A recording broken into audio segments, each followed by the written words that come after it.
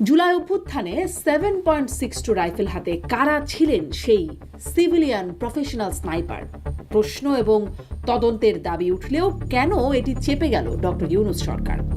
এটি চেপে গেলেও বিডিআর বিদ্রোহ নিয়ে পুনরায় তদন্ত হয়েছে অন্তর্বর্তী সরকারের আমলে, যেখানে দায়ী করা হয়েছে তৎকালীন প্রধানমন্ত্রী শেখ হাসিনাকেও। সেনাবাহিনীতে থাকা অবস্থায় তদন্ত করেছিলেন লেফটেন্যান্ট জেনারেল জাহাঙ্গীর আলমও, যিনি পরবর্তীতে অন্তর্বর্তী সরকারেরই স্বরাষ্ট্র উপদেষ্টার দায়িত্বে ছিলেন।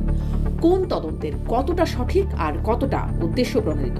এদিকে বর্তমান বিএনপি সরকার ক্ষমতা নেবার পর সেনাবাহিনীতে যে রদবদল কেন হলো সেটি, কেন অনির্বাচিত জবাবদিহিতাহীন ডক্টর ইউনূস সরকার সর্বমহলে এত আপত্তি বা সমালোচনার মুখেও বন্দর চুক্তি, বাণিজ্য চুক্তির মতো চুক্তিগুলো করতে এত তটস্থ ছিল, এমন আরো অনেক গুরুত্বপূর্ণ প্রসঙ্গে সরকারের ভেতরের অজানা দিকগুলো জানতে আজ আমার অতিথি অন্তর্বর্তী সরকারের স্বরাষ্ট্র, পাট, শ্রম ও নৌ মন্ত্রণালয়ের উপদেষ্টার দায়িত্ব পালন করা ব্রিগেডিয়ার জেনারেল।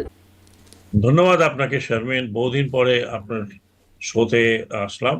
আপনাকে অনেক অনেক ধন্যবাদ। আপনি ক্লান্ত অবস্থাতেও আপনি আমার সাথে যুক্ত হয়ে সময় দিচ্ছেন। আমি আপনাকে কয়েকটা জায়গায় প্রশ্ন করব, যেহেতু আপনার বিস্তৃত এরিয়ায় কথা বলার জায়গা আছে। প্রথমেই আপনি 4টি মন্ত্রণালয়ের দায়িত্ব পালন করেছেন সাবেক অন্তর্বর্তী সরকারের সময়ে, সেটি স্বরাষ্ট্র মন্ত্রণালয়, নৌ মন্ত্রণালয়, শ্রম মন্ত্রণালয়, পাট মন্ত্রণালয়। আপনার অভিজ্ঞতা একটু খুব সংক্ষেপে জানতে চাই, কোন মন্ত্রণালয়ের অভিজ্ঞতা আপনার কেমন?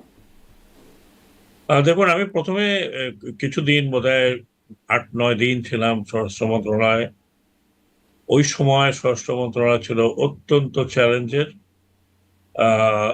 স্বরাষ্ট্র মন্ত্রণালয় সবসময় একটা চ্যালেঞ্জের মধ্যে থাকে, কিন্তু ওই সময়টা ছিল দুর্দান্ত চ্যালেঞ্জের। বিকজ আপনারা জানেন যে ঠিক তার কয়েকদিন আগে যে ঘটনা ঘটিয়েছে, পুলিশের মধ্যে ইনভলভ ছিল, all law enforcing agencies involve ছিল, প্রায় 1400 যা প্রাণহানি হয়েছে।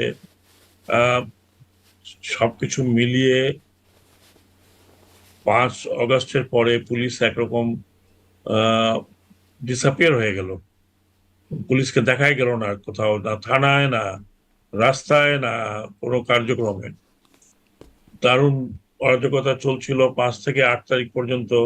যখন আমি ওথ নিলাম 9 তারিখে, 8 তারিখে ওথ নিয়ে 9 তারিখে আমি পুলিশ আপনার স্বরাষ্ট্র মন্ত্রণালয়ে গেলাম। সেখানে একটা পর্যালোচনা করে দেখলাম যে কোথায় কি। তখন জানলাম যে police not interested to come out. তারা কোনোভাবেই আন্ডার নো সার্কামস্টান্সেস তারা এই পুলিশের কাজ করবে, বা তারা থানায় অথবা রাস্তায় থাকবে। কিছু কিছু থানায় যারা ছিল তারাও কোনো কর্মকাণ্ডের সাথে লিপ্ত ছিল না।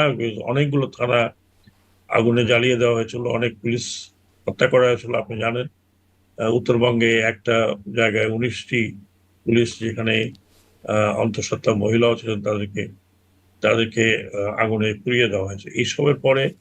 এবং পুলিশ যে কর্মকাণ্ডটা চালিয়েছিল এই জুলাই থেকে অগস্ট পর্যন্ত, সমস্ত কিছু মিলিয়ে তাদের মনোবল একেবারে ভেঙে গেছে। একই সাথে পুরো বাংলাদেশের আইন শৃঙ্খলা একেবারে বলতে গেলেন, আমরা বাংলা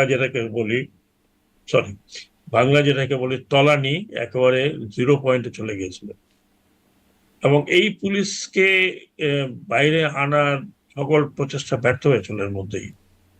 এমনকি ইন্সপেক্টর জেনারেল পর্যন্ত পুলিশের সাথে কথা বলতে পারেন, কোনো অনুরোধ রাখতে পারেননি।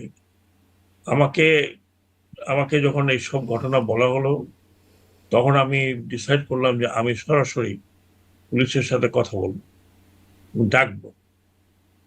আমার একটা ভয় ছিল যে আমার ডাকে সাড়া দেবে কি দেবে না, কিন্তু আমার ডাকে সমগ্র পুলিশ সাড়া দিয়েছিল। বহু আমি স্বরাষ্ট্র মন্ত্রণালয়ের কনফারেন্স রুমে তাদেরকে ডেকেছিলাম, সব র্যাঙ্কের প্রতিনিধি। তাদের সাথে প্রায় 3 ঘন্টা আমি কথা বলেছি, 3 থেকে 4 ঘন্টা। তাদের অনেক দাবি দেওয়া ছিল, এই দাবি দেওয়াগুলো নিয়েও আমি কথা বলেছি। এবং আলটিমেটলি তাদেরকে বলেছি যে যা কিছু ঘটেছে সেটাকে পিছনে ফেলতে হবে এবং আমাদেরকে এই দেশকে বাঁচাতে হবে। একরকমের মোটিভেশন লেকচার দিয়ে আমি পুলিশকে রাজি করিয়েছিলাম 4 ঘন্টা পরে যে তারা কাজে যোগদান করবে। তবে তাদের দাবি দেওয়া ছিল, সেগুলো আমি বলেছি। পর্যায়ক্রমে দাবি দেওয়াগুলো আমি দেখব। তো খুবই কঠিন ছিল। পরের দিন সকালে পুলিশ বেরোলো, কিছুটা জড়তা ছিল তাদের মধ্যে, আড়ষ্ট অবস্থায় আমি নিজে, বিশেষ করে ট্রাফিক পুলিশের জায়গায়, আমি নিজে গিয়ে ট্রাফিক পুলিশের সাথে দাঁড়িয়ে কথা বলেছি, তাদের মনোবল কে চাঙ্গা করার চেষ্টা করেছি। আসলে পুলিশ টোটালি মনোবল হারিয়ে ফেলেছিল হুম। এবং তারা জনসম্মুখে বা জনগণকে ফেস করার মতো মনোবলও তাদের ছিল না। আর সেটা আমাকে এই কয়েকদিনে করতে হয়েছিল এবং সেটাই ছিল আমার ওদের জীবনের সবচেয়ে বড় চ্যালেঞ্জ। এবং সেই চ্যালেঞ্জ আল্লাহর রহমতে আমি যতদিন ছিলাম ততদিনে আমি মোকাবেলা করতে পেরেছি। এই যে পুলিশের মনোবল ফেরাতে আপনি কাজ করলেন এমন একটা নজিরবিহীন একটা খারাপ অবস্থায়, তারপরে এই যে আপনাকে স্বরাষ্ট্র মন্ত্রণালয় থেকে তারপরে সরিয়ে দেওয়া হলো কিছু ঘটনা, সেগুলো আমরা জানি, আগের একটা অনুষ্ঠানেও কথা হয়েছে। তারপরে কি আপনার মনোবল ভেঙেছিল যে এত মানে এফোর্ট দেবার পরেও এরকম একটা ঘটনা? না, আমি তো আপনাকে এর আগে আপনার প্রোগ্রামে বলেছি যে আমি থাকতে চেয়েছিলাম না। আমি আমি আমি সরাসরি আমাদের প্রধান উপদেষ্টাকে বলেছিলাম যে আমার জন্য যদি আপনি কোনো রকমের এম্বারাস হয়ে থাকেন, hmm. I also feel embarrass, I better leave. এবং আমি ওনাকে বলে আমি যখন লিভ করে বসা থেকে উঠে বেরোচ্ছিলাম তখন তিনি আমাকে টেনে ধরলেন, বললেন যে এই সময়ে এই অবস্থায় আমাকে তো ওনার প্রয়োজন। হুম। যেটা ঘটেছে এটা একটা ভুল বোঝাবুঝি, অনেকে ভুল বুঝেছে, সেই জন্য তারা অনেক হইচই করেছে, যেটার কারণে উনি কারণ বললেন যে এই কারণেই আমি চাচ্ছিলাম যে আহ, উনি চাচ্ছিলেন যে আমি যাতে একটু নিভৃতে থাকি কিছুদিন, তারপরে আমি উনি আমাকে যে দায়িত্ব দেবেন। তো আমি তারপরেও রাজি হচ্ছিলাম না, কিন্তু উনি অনুরোধ করেছিলেন বলে, কারণ তার মতো একজন ব্যক্তিত্ব যিনি আন্তর্জাতিকভাবে খ্যাতি সম্পন্ন অনুরোধ করেছেন, এবং সেই অনুরোধ থেকে আমি রেখেছিলাম। যদিও আমার খুব কষ্ট হয়েছিল সেই অনুরোধ রাখতে, কারণ তারপরে উনি আমাকে একটা এমন মন্ত্রণালয় দিলেন যেখানে ভার্চুয়ালি কোনো কাজ ছিল না বলতে গেলে। তারপরে আমি সেখানে চেষ্টা করেছি, পাট ও বস্ত্র মন্ত্রণালয়, আমি চেষ্টা করেছি পাটকে রিভাইভ করার জন্য। আমি 1, 2, 3 মাস যতদিন ছিলাম ওখানে একক মন্ত্রণালয় হিসাবে, আগস্ট টু বোধহয় আহ, আগস্টের শেষ পর্যন্ত ওই মন্ত্রণালয়ে আমি একক হয়েছিলাম। আমি এই কয়েকদিনের মধ্যেই চেষ্টা করেছি এই মন্ত্রণালয়ের পাঠকে রিভাইভ করার জন্য, এবং এখনো যারা এটার সাথে জড়িত তারা জানেন এই কয়েকদিনে আমি কিভাবে কি পরিকল্পনা করেছিলাম যে আমাদের দেশের যে হারিয়ে যাওয়া যে গৌরব বা সোনালী আঁশ, এটাকে কিভাবে রিভাইভ করা যায়। জি। তারপরে ওটার সাথে সাথে আমাকে আহ 28 অগস্টে আমাকে বলা হলো নৌ মন্ত্রণালয় টেক ওভার করার জন্য। তখন আমি নৌ মন্ত্রণালয় টেক ওভার করলাম। তার কয়েক মাস পরে, কারণ তখন আরেকটি ক্রাইসিস শুরু হয়েছিল বাংলাদেশে। সেই ক্রাইসিসটি ছিল গার্মেন্ট ইন্ডাস্ট্রির শ্রমিকদের আন্দোলন। হুম। বিশেষ করে বেক্সিমকো অচল হয়ে যাওয়াতে বেক্সিমকোর প্রায় 28 থেকে 30 হাজার শ্রমিক প্রতিদিন রাস্তায় ব্যারিকেড দিয়ে, আগুন দিয়ে, আহ, বিভিন্ন ফ্যাক্টরিতে হামলা করছিল এবং পুরো অচল অবস্থা হয়ে গেছিল। এবং এটাও দেশের জন্য একটা অত্যন্ত অচল অবস্থার দিকে দেশ চলে যাচ্ছিল শ্রমিক অসন্তোষের কারণে। আর এর মূলে ছিল মেক্সিকো, যার কর্ণধার জেলে আহ, সালমান এফ রহমান, আপনারা জানেন। হুম। তারপরে আমাকে এটার দায়িত্ব দেওয়া হলো, আহ, পাট মন্ত্রণালয় বাদ দিয়ে নৌ মন্ত্রণালয় রেখে এটার দায়িত্ব দেওয়া হলো আহ, শ্রম মন্ত্রণালয়। এবং আমি শ্রম মন্ত্রণালয়ে প্রথম দিকে গিয়ে টোটালি খেই হারিয়ে ফেলেছিলাম। তারপরে আস্তে আস্তে কিভাবে এই শ্রমিক অসন্তোষকে চেক করা যায় সেগুলোর জন্য একটা কমিটি তৈরি হয়েছিল, যে কমিটি ছিল হেড ছিলাম আমি। এবং সেই কমিটির মাধ্যমে আমি আমার দৃঢ়চিত্ত সিদ্ধান্তের মাধ্যমে আস্তে আস্তে এই বিষয়টিকে নিষ্পত্তি করেছিলাম। এবং পরের দিকে তো আপনি জানেন যে আহ, একটা ভালো ম্যানেজ হয়েছিল শ্রম মন্ত্রণালয়, হুম। এবং সেখানে বড় কাজ ছিল আন্তর্জাতিকভাবে স্বীকৃত বাংলাদেশ লেবার অ্যাক্ট। এটা করতে আমার প্রায় 1 বছর লেগেছিল।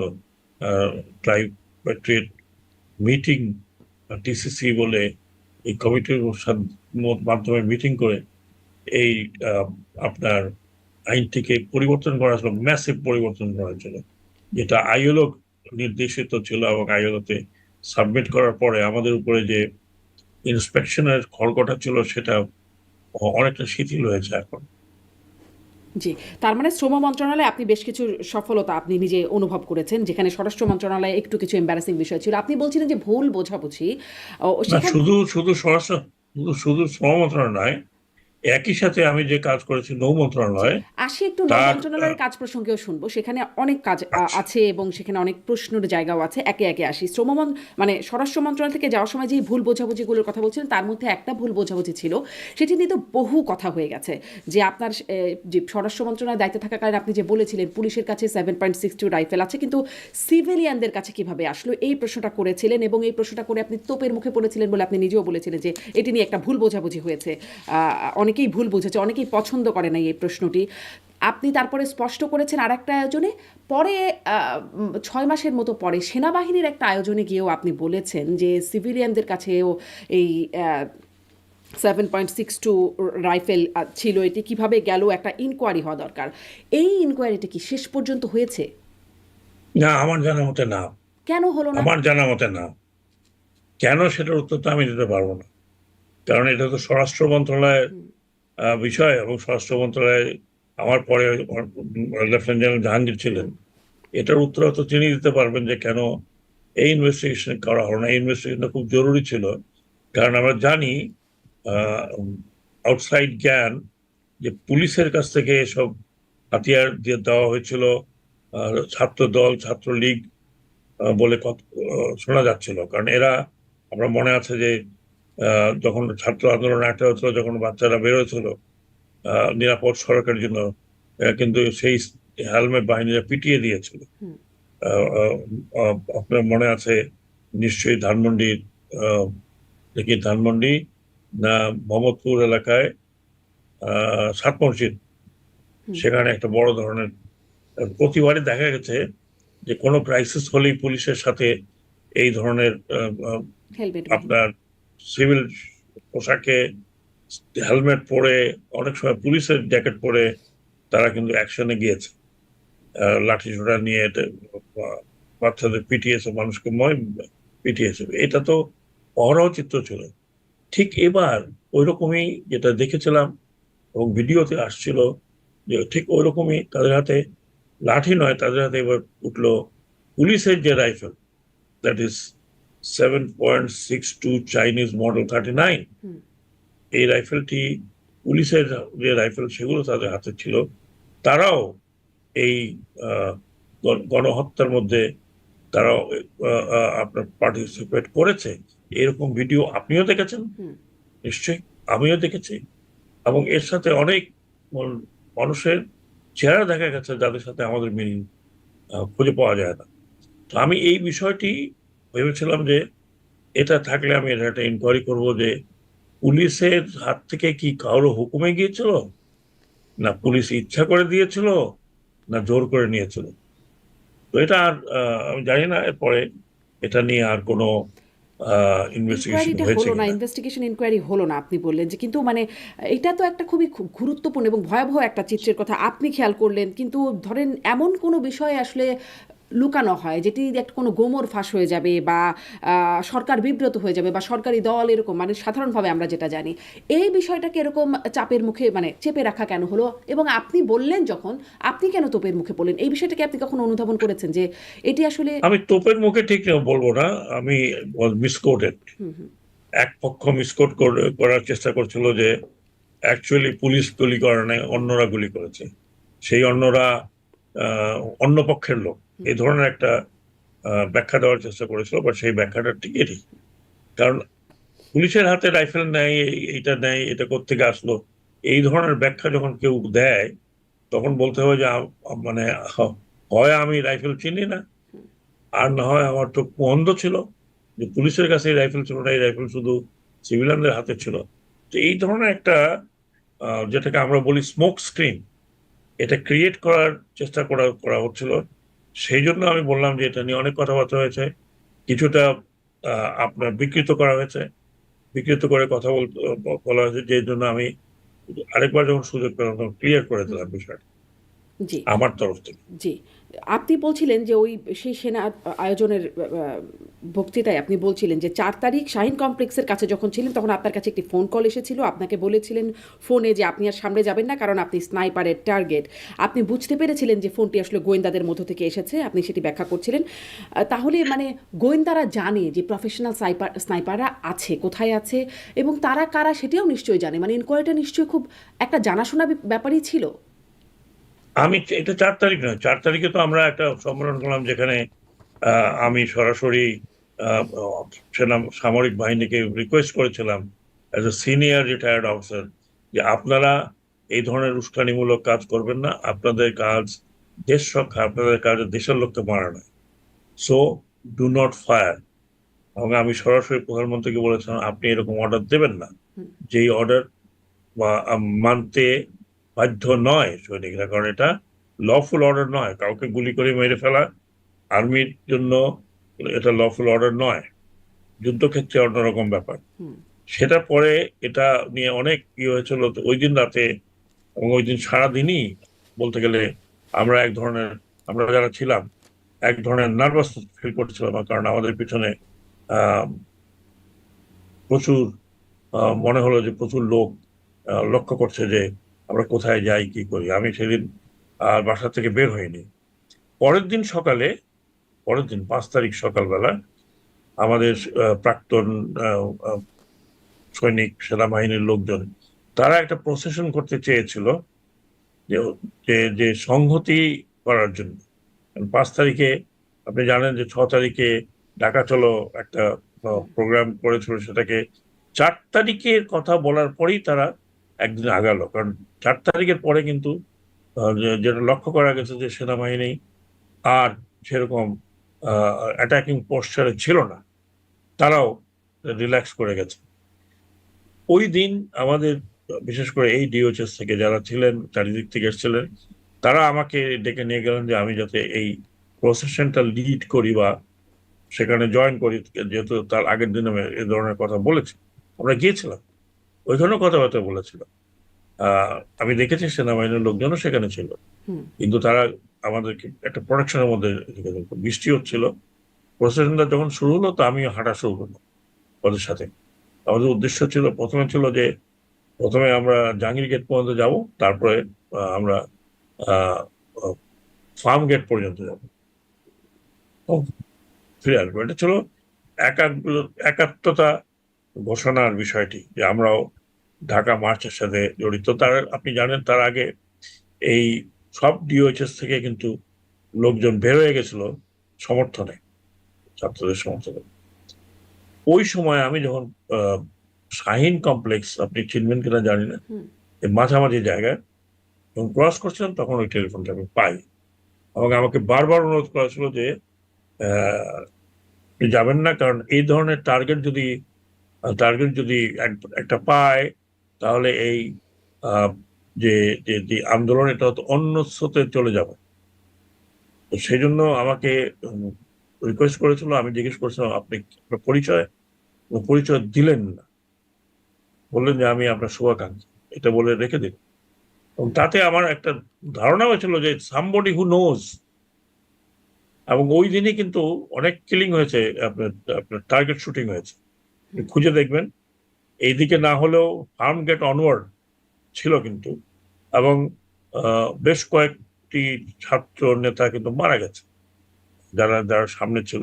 একজনের ডেড বডি তো আমি দেখেছি, এবং যার যার যার দাফনের সময় দাফনের আগ পর্যন্ত আমি ছিলাম, সেটা বেনাপোলে এক এক ছাত্র নেতা। এবং তার যে আমাকে যে ছবিটা দেখালো স্কাল, যে এখানে শুট হয়েছে, পিছন দিক দিয়ে ভেঙে বের হয়ে গেছে। তো ওটা ছিল একেবারে আমরা যেটাকে বলি শার্প শুটার, অত্যন্ত দক্ষ প্রশিক্ষিত স্নাইপার, যার টেলিস্কোপিক সাইট যেখানে তিনি লাগাবেন ঠিক সেখান থেকে গুলিটা যাবে। তো সেরকম অনেকগুলো ঘটনা ওই দিন ঘটেছিল, তাদের কোনো সন্দেহ নেই 5 তারিখে।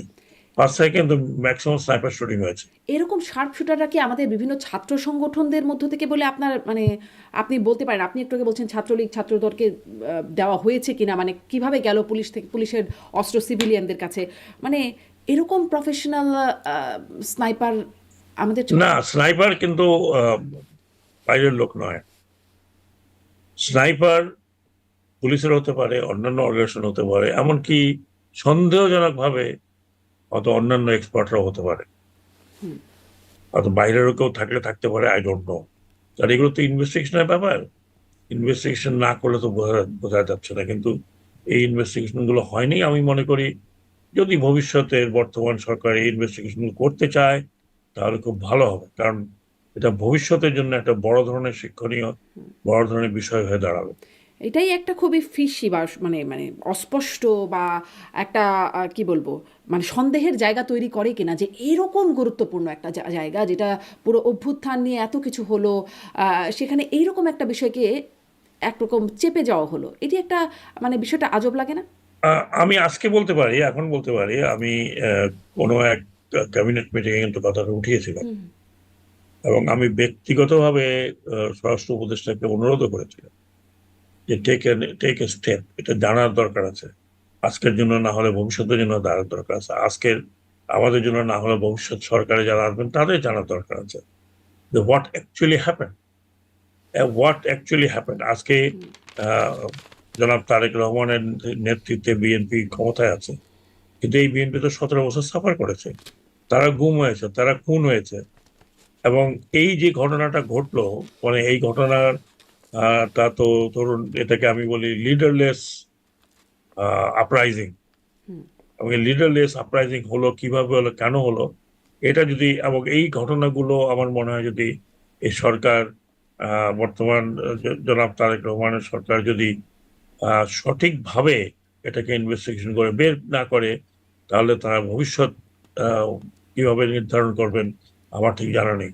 জি, আপনি বলেছিলেন তবু আসলে হয় নাই। আপনার নিশ্চয়ই মনে আছে যে একটা ইন্টারভিউতে আপনাদের তৎকালীন সহকর্মী উপদেষ্টা আসিফ মাহমুদ সজীব ভুঁইয়া ছাত্রনেতা, তিনি বলেছিলেন যে তাদের যদি ৫ তারিখে পতন না হতো শেখ হাসিনার তাহলে সশস্ত্র বিপ্লবের প্রস্তুতি তাদের ছিল।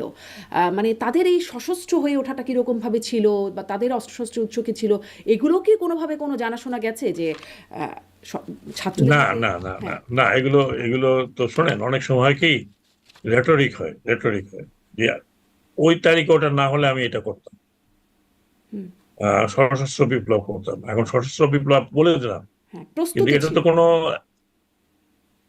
তিনি তাও বলছেন। আমি তো বলতে পারি যে 5 তারিখে যদি না হতো তাহলে আমরা প্রস্তুতি নিয়ে ঝাঁপিয়ে পড়তাম। কিসের প্রস্তুতি? সে ধরনের প্রস্তুতি তো আমরা দেখিনি। উনি বলেছেন, উনি এই কথাটা কেন বলেছেন, ওনাদের কি প্রস্তুতি ছিল, এটা সম্বন্ধে কিন্তু hmm, at least I have no idea. Hmm. জি, স্পষ্ট। মানে সেই প্রস্তুতি সম্পর্কেও কোনো ইনকোয়ারি হলো না। ওই অস্ত্রগুলো কাদের হাতে কিভাবে গেল সেগুলো নিয়েও কোনো ইনকোয়ারি হলো না।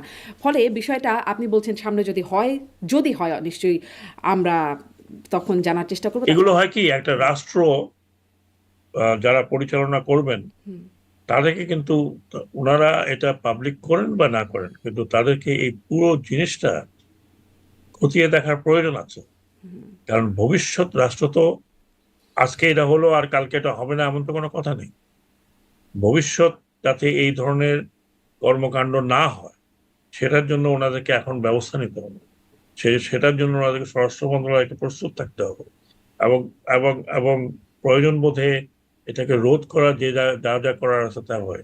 আমি মনে করি যে রাইফেলগুলো এখন আপনার পুলিশকে দেওয়া হয়েছে, এগুলো পুলিশের জন্য নয়, এগুলো ব্যাটল ফিল্ড ওয়েপন। এবং এই ব্যাটল ফিল্ড ওয়েপন আমি ভেবেছিলাম যে অন্তত আমি থাকলে এগুলো দ্রুত চেঞ্জ করে দিতাম। হ্যাঁ, পুলিশকে আমি বলেছিলাম, তখন পুলিশকে অ্যাড্রেস করতে গিয়ে, যে আমি আপনাদেরকে দানব পুলিশ তৈরি করতে চাই না, আমি আপনাকে দানব পুলিশ হিসাবে আখ্যায়িত যাতে মানুষ না করে সেই জন্য মানবিক পুলিশে পরিণত করতে যা যা করা দরকার সেটাই করব। কিন্তু হয়নি। আহ, এখনো এখনো তাদের হাতে এই অত্যন্ত মারণাস্ত্রই এগুলো। হুম, কারণ এই রাইফেল গুলো বেসিক্যালি ছিল ফর দি আর্মি বা আর্ম ফোর্সেস। হুম, সেগুলো স্লোলি অ্যান্ড গ্র্যাজুয়ালি সরকারের অভিপ্রায়ের কারণেই, ওই সময়কার সরকারের অভিপ্রায়ের কারণে পুলিশকে দেওয়া হয়েছে, অথবা পুলিশকে নতুন ভাবে কিনে দেওয়া হয়েছে। But this is not police weapon. আপনি যে কোনো পুলিশ, পুরানো পুলিশ আপনি জিজ্ঞেস করবেন, this is not the weapon world over. এগুলো থাকে কোন পুলিশের কাছে? Riot police, sorry, anti terrorist police, অথবা থানায় কিছু থাকতে পারে যদি তারা স্পেশালি কোনো অভিযানে যায়, সেখানে যদি প্রয়োজন হয়। কিন্তু সাধারণ, আপনি একটা ডেমনস্ট্রেশন হচ্ছে, সেখানে আপনি এই বন্দুক নিয়ে, এই রাইফেল নিয়ে, এই অটোমেটিক রাইফেল, এই মানে অত্যন্ত মারাত্মক মারণাস্ত্র নিয়ে আপনি আনাম লোক, নিরস্ত্র মানুষের উপরে আপনি গুলি চালাতে পারেন না। এটা পুলিশ এথিক্স এর মধ্যে নেই।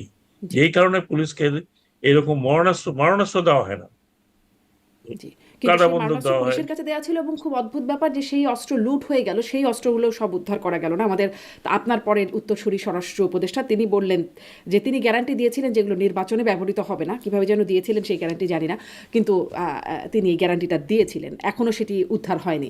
মানে পুলিশ হ্যাঁ, প্রায় আমার মনে হয় 1,500 অত্যাধুনিক ওয়েপন এখনো উদ্ধার হয়নি বলে আমি জানি। জি এই হচ্ছে সবশেষ আপডেট। আমি ওই আপনার সেদিনের সেই বক্তব্যে আপনি আরও বলছিলেন যে প্রমোশন পোস্টিং, মানে সেনাবাহিনীর প্রমোশন পোস্টিংয়ে রাজনৈতিক দলগুলো ইন্টারফেয়ার করে, যেটি হওয়া উচিত না। আপনি সেদিন বলছিলেন। নতুন সরকার আসার পরেও আমরা দেখলাম যে ডিজিএফআই প্রধান থেকে শুরু করে সেনাবাহিনীর শীর্ষ পদে বেশ কিছু রদবদল হয়ে গেল। এইটাও কি সেই উচিত নার মধ্যেই পড়ে যেটি আপনি বলছিলেন? না, রদ বদল একটা গভর্নমেন্ট এসে করতেই পারে। আমাদের দেশে একটু বেশি হয়, অন্যান্য দেশে অত বেশি হয় না সরকার পরিবর্তন হলেও।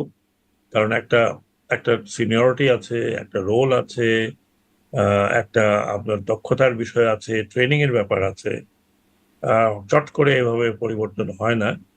কিন্তু আমাদের দেশে এটা কেমন এক ধরনের রেওয়াজ হয়ে গেছে যে নতুন সরকার আসলেই এক ধরনের পরিবর্তন করতে চান। অতীতে সামরিক বাহিনীকেও পলিটিসাইজেশনের বাইরে রাখা যায়নি।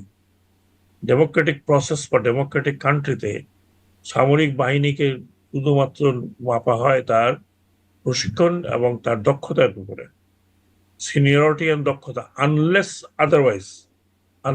আদারওয়াইজ কারোর বিরুদ্ধে যদি সেরকম অভিযোগ থাকে, অ্যাবসলিউটলি ডিপলিটিসাইজড করা উচিত সামরিক বাহিনীকে। যদিও ডিপলিটিসাইজ কথাটা আমি বলছি, কিন্তু তত্ত্বাবধায়ক, সরি, এই অন্তর্বর্তীকালীন সরকারের সময় পুলিশের ইনঅ্যাডিকুয়েসির কারণে সেনাবাহিনীকে বাইরে রাখতে হয়েছে।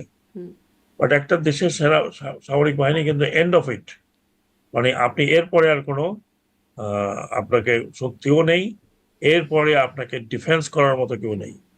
এই সামরিক বাহিনীকে আমি মনে করি যতদূর সম্ভব রাজনীতি থেকে ঊর্ধ্বে রাখা দরকার। হ্যাঁ, চিফ হওয়া বা উপরের লেভেলে চিফ হওয়া বা তার নিজের 2-4টা জায়গায় কিছুটা পলিটিক্যাল অ্যাঙ্গেল থাকে সব দেশেই, কিন্তু পলিটিক্যাল অ্যাঙ্গেলের চাইতে তার সততা, তার কর্মদক্ষতা, তার এবিলিটি, এটা ডেফিনেটলি মাপকাঠি। সমগ্র বিশ্বে তাই মাপকাঠি হয়, প্রত্যেকটি ডেমোক্রেটিক কান্ট্রিতে তাই মাপকাঠি হয়। আমাদের দেশে সবচেয়ে বড় সমস্যা হচ্ছে যে আমাদের দেশে যিনি প্রধানমন্ত্রী তিনি কিন্তু ডিফেন্সে থাকেন। কাজী উনি শেষ কথা, উনি শুরুর কথা, উনি শেষ কথা। কিন্তু অন্যান্য দেশে, যে সব ডেমোক্রেটিক কান্ট্রিতে, সামরিক বাহিনী পরিচালিত হয় একটি কমিটি দ্বারা, কমিটি অফ অফ মিনিস্টার্স, যেটা যেটা আপনি ডিফেন্স কমিটি হিসেবে অনেক দেশে পরিচিত। সে কমিটির হেড থাকেন প্রধানমন্ত্রী, এবং সেখানে একজন অন্য মন্ত্রী থাকেন যিনি defence minister. Is not defence adviser, the defense minister, who is the last man for the buck.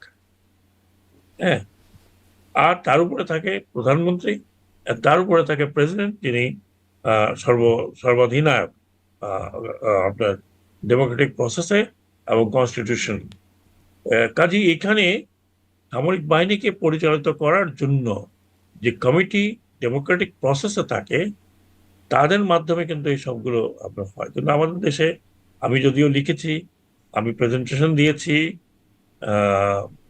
Asiatic সোসাইটিতে আমার প্রেজেন্টেশন রেকর্ড করা আছে। সেখানে আমি বলেছি যে সামরিক বাহিনীতে হায়ার হেডকোয়ার্টার্স বলতে যেটা বোঝা যায় সেটা হচ্ছে how military is controlled and commanded by the civilian government. Control and command of civilian government. এটা কিন্তু একজনের দ্বারা নয়, এটা সমষ্টি দিয়ে পরিচালিত হয় সামরিক বাহিনী। তো এটা আমাদের দেশে আনফরচুনেটলি সেই 75 সালের পরের থেকে যে একটি ইনস্টিটিউশন তৈরি করা হয়েছে, সেই ইনস্টিটিউশনটি একক দ্বারা পরিচালিত এবং সেখানে ভুল ভ্রান্তির অনেক বিষয় হয়ে যায় থাকে। এমনকি আমরা অতীতে দেখেছি যে দলীয় কনসিডারেশনে সামরিক বাহিনীতে উচ্চ লেভেলের প্রমোশন হয়েছে, ইভেন কি গত রিজিমের সময় নিচের লেভেলের প্রমোশন দলীয় কনসিডারেশন হয়েছে, যেটার জন্য সামরিক বাহিনী সক্ষমতা অনেকখানি হ্রাস হয়েছিল। জি, এখন সেটি এই আপনি 1.5 সেদিনের বছরে সেই বক্তব্যতেও বলছিলেন যে মানে জি এটি জি দেখা গেছে। জি। এখনো যেটা হলো এটাও কি দলীয় কনসিডারেশনেই নয় নাকি ভিন্ন কিছু? এখন কিছু কিছু উপরের দিকে 2-4টা পরিবর্তন হয়েছে আমি দেখেছি। আর ইন্টেলিজেন্সের পরিবর্তন তো করতেই পারে, ইন্টেলিজেন্স পরিবর্তনটা মানে ওই হুম, সামরিক বাহিনীর ওই চ্যানেলের মধ্যে পড়ে না। জি, তো সেই জায়গাতে এখনো কোন কনসিডারেশন করেছেন আর সেটা আমি ঠিক বুঝতে পারছি না। কারণ যেভাবে এটা নিয়ে কথা হচ্ছে, হুম, এগুলো নিয়ে কথা হচ্ছে, আমি আশা করব যে নতুন সরকার আমাদের খুবই young prime minister, young in a sense যে মানে কম্পারেটিভলি উনি যথেষ্ট ইয়াং রিপ্রেজেন্ট করেন, অনেক এনার্জি আছে। আমি আশা করব ওনার আশেপাশে যারা উপদেষ্টারা আছেন হুম। তারা ওনাকে প্রপার কাউন্সেলিং ডেফিনেটলি দেবেন এবং নিজের বিচার বিবেচনাও তিনি ব্যবহার করবেন বলে আশা করি। জি, নিশ্চয়ই সে আশাই করতে পারি। আপনি বলছিলেন যে এই সেনাবাহিনী বা আর্ম ফোর্সেসের দায়িত্বে থাকেন, প্রতিরক্ষা মন্ত্রণালয়ে থাকেন প্রধানমন্ত্রী, একজন ব্যক্তির কাছেই থাকে। আমাদের দেশের বাস্তবতাটা হচ্ছে এরকম। অন্তর্বর্তী সরকারের সময় একজন দেখলাম আমরা নিরাপত্তা উপদেষ্টা, তার কাছে আসলে ছিল মানে ডক্টর মোহাম্মদ ইউনূস, যিনি আসলে প্রধানমন্ত্রী সমমর্যাদার হবার কথা, তার হাতে না থেকে ডক্টর খলিলুর রহমানের কাছে ছিল। এবং তখন এটা নিয়ে একটা সেনাবাহিনীর সাথে একটা অস্বস্তির বিষয়টাও গণমাধ্যমেও মানে প্রকাশ হচ্ছিল যে একরকমের অস্বস্তি ছিল। এটি আসলে ব্যাপারটা কেমন ছিল তখন? কি আপনার কি কোনো না, আমি ছিল? আমি আমি আমি নিজেও জানতাম না যে নিরাপত্তা বিভিন্ন দেশে নিরাপত্তা উপদেষ্টা থাকে। বেসিক্যালি নিরাপত্তা উপদেষ্টা একজন শিক্ষিত এবং ডিপ্লোম্যাটিক, একই সাথে নিরাপত্তা বিষয়ক তার জ্ঞান গরিমা নিয়েই থাকে, যেটাকে আমরা বলি ন্যাশনাল সিকিউরিটি এজেন্সির হেড। তিনি পরিচালনা করেন একটি ন্যাশনাল সিকিউরিটি কাউন্সিল এবং সেটা হেড থাকেন কিন্তু prime minister. National security agency বা এনএসসি ও ন্যাশনাল সিকিউরিটি কাউন্সিল। আমাদের এখানে ইন্টারিম গভর্নমেন্টের যেটা হয়েছিল সেটা একটা হঠাৎ করেই উনি একটা অ্যাপয়েন্টমেন্ট দিয়েছেন, কিন্তু সেই অ্যাপয়েন্টমেন্টটা প্রথমে শোনা গেছিল যে এটা রোহিঙ্গা বিষয়ক হুম, স্পেশাল ইয়ে হিসাবে। ডিফেন্স অ্যাডভাইজার যদি নিরাপত্তা উপদেষ্টা বলা হয়, তাহলে নিরাপত্তা সে শুধু আর্ম ফোর্সেস তা নয়, ন্যাশনাল সিকিউরিটি শুধু যে আর্ম ফোর্সেস তা নয়, national security is overall. Even police can come under national security. Food security is national security. Youth security is national security. Population security. So, আপনি যাই ধরবেন না কেন, whichever is concerned with the well-being of the state, ওটা সিকিউরিটির মধ্যে পড়ে। কাজে ন্যাশনাল সিকিউরিটি যখন আমরা বলি, তখন যে শুধুমাত্র আর্ম ফোর্সেস তা নয়, ন্যাশনাল সিকিউরিটির আরো অন্যান্য এলিমেন্ট গুলো আছে। আপনি মনে করেন যদি দেশে দুর্ভিক্ষ হয়, তাহলে তো হুম, কান্ট্রি ইজ নট সিকিউর, তাই না? দেশে যদি রায়ট লাগে, country is not secure. So এই জায়গাতে ইন্টারিম গভর্নমেন্টের সব পক্ষে যেটা আমি বারবার চেষ্টা করেছিলাম বলার জন্য যে এই সময়ে একটা পরিবর্তন আনা দরকার, যেটা আমি বলেছিলাম যে কাউন্সিল অফ মিনিস্টার্স কমিটি ওইভাবে করার জন্য ডিফেন্স কমিটি তৈরি করে ওটার সাথে ডিফেন্সকে এবং ডিফেন্স মিনিস্ট্রিকে উজ্জীবিত করার দরকার। কারণ ইন এনি কেস একটা ডেমোক্রেটিক কান্ট্রিতে is a civilian control over the arm forces. এটা কোনো নতুন বিষয় আমি বলছি না, নতুন থিওরি নয়, ওয়ার্ল্ড ওভার আপনি কিন্তু সেটি তো কাজ করেনি। পার্শ্ববর্তী দেশে জি মানে সেটি তো জি বাস্তবায়ন হয় নাই। মানে আপনার সেই পরামর্শ। আমাদের দেশে বাস্তবায়ন হয়নি, হ্যাঁ। এটা জি, মানে বাস্তবায়ন আপনি হয়নি। পরামর্শ দিয়েছিলেন কিন্তু সেটি আসলে খুব বাস্তবায়ন হলো না। কিন্তু এটা না, আপনি কি আমি আপনারা এখনো যেহেতু এখনো কেউ বললে আমি পরামর্শ দিতে রাজি আছি, ছোটখাটো পরামর্শ আমার। হুম, কিন্তু এটা আর্ম ফোর্সেস সবাই জানেন যে কিভাবে এটাকে করতে হবে। হুম, সেটি বাস্তবায়ন হয়নি। নিরাপত্তা উপদেষ্টার দায়িত্বে ছিলেন তিনি এবং এখন এখনকার সময় খুব আলোচনার বিষয় হচ্ছে সেই নিরাপত্তা উপদেষ্টা যাকে নিয়ে বিএনপির ব্যাপক আপত্তি ছিল যে বিদেশি নাগরিক কীভাবে নিরাপত্তা উপদেষ্টা হয়, ডক্টর মোহাম্মদ ইউনূস কোন আক্কেলে তাকে নিরাপত্তা উপদেষ্টা বানিয়েছেন, একদম স্বরাষ্ট্রমন্ত্রী বর্তমানে যে তিনি এই প্রশ্নগুলো তুলেছিলেন, কিন্তু এখন এসে তিনি পররাষ্ট্রমন্ত্রী হয়ে গেলেন। আপনারা আর কি মন্ত্রিসভার সদস্য, মানে ওই সময় ক্যাবিনেটের সদস্য হিসেবে কি এটি জানেন যে আপনাদের সহকর্মী আসলে কি কাজ করলেন যার কারণে তিনি এতটা আস্থাভাজন হয়ে উঠলেন বিএনপির? মানে আপনি তো হলেন না, বা আর বাকিরা তো অনেকেই হলেন না, কেউ হলেন না, তিনি কি করে হয়ে উঠলেন জানেন বিষয়টা, কোনো ধারণা? I have no idea. আর আপনি যে বললেন আমি হলাম না, আমি অত বিজ্ঞও নই, অত পারঙ্গমও নই যে আমাকে সব সময় হায়ার করতে হবে।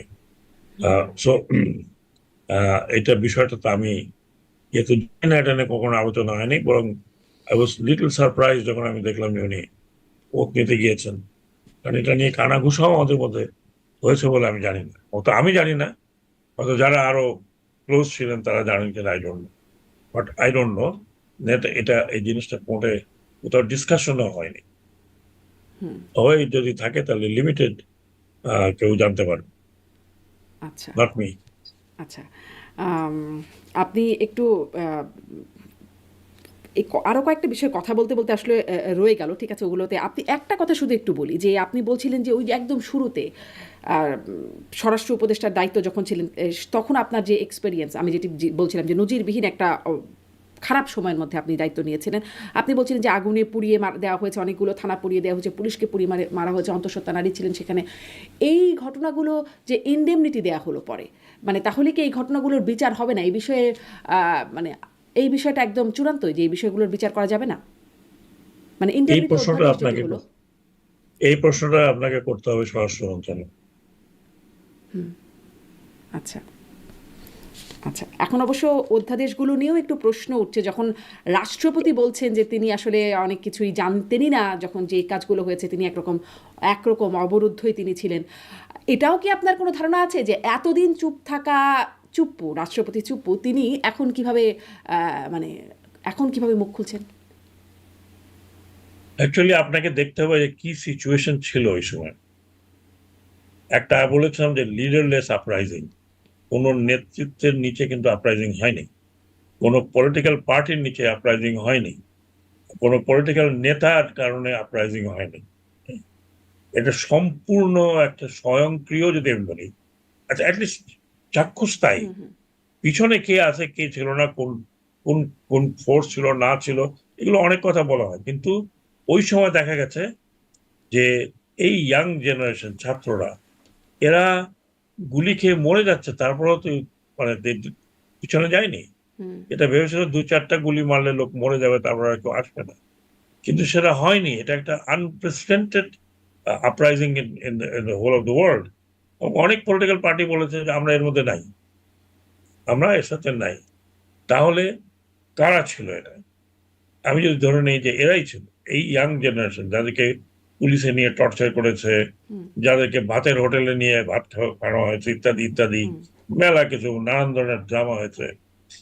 তো তারপরে যখন একটা গভর্নমেন্ট ফর্ম হলো, গভর্নমেন্টের ফর্ম হওয়াতে একটা জিনিস ওখানে অনেক অনেক জানেন, অনেক প্রভোকেশন ছিল যে যে রাষ্ট্রপতিকে অভিশংসন করে বের করে দাও, কনস্টিটিউশনকে বাতিল করে, কনস্টিটিউশন দ্বারা নয় রেভলিউশনারি কমান্ড কাউন্সিল তৈরি করে করো।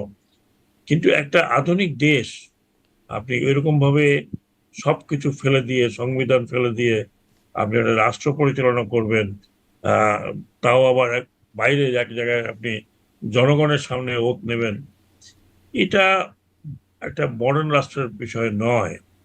লিডারলেস কু বা লিডারলেস আপরাইজিং অনেক দেশে হয়েছে, এবং সেই সব দেশে এইসব করতে গিয়ে একটা কেওসের মধ্যে এইসব দেশ চলে গেছে।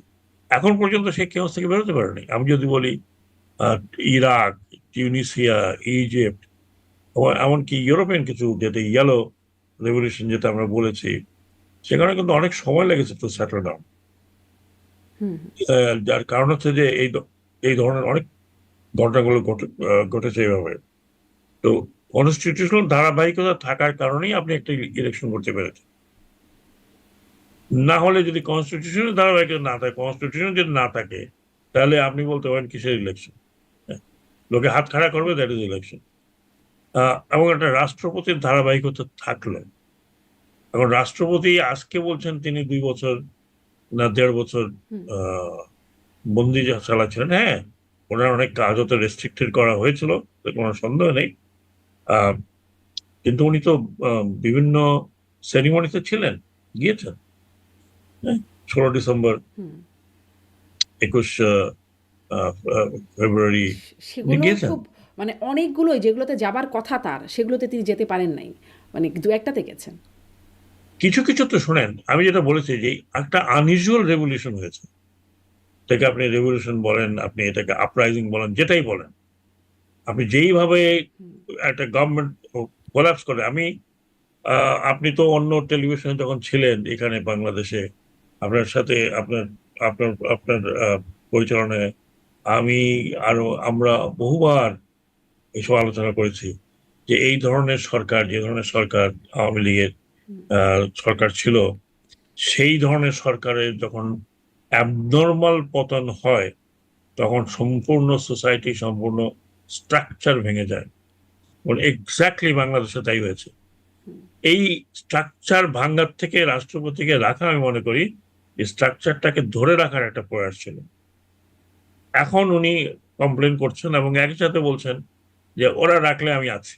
হুম তো মানে আমার কাছে তো ওনার কথাবার্তারই মনে হচ্ছে, আহ, যদিও উনি মহামান্য রাষ্ট্রপতি, রাষ্ট্রপতি আছেন, হুম তার সম্বন্ধে আমার কাছে একটু কেমন যেন মনে হচ্ছে যে আহ, হয় উনি এই 1.5 বছর একেবারে চুপচাপ থেকে একটু খেই হেরে ফেলেছেন, অথবা ওনাকে এই ধরনের কথা না বললে শোভনীয় হতো বলে আমি মনে করি।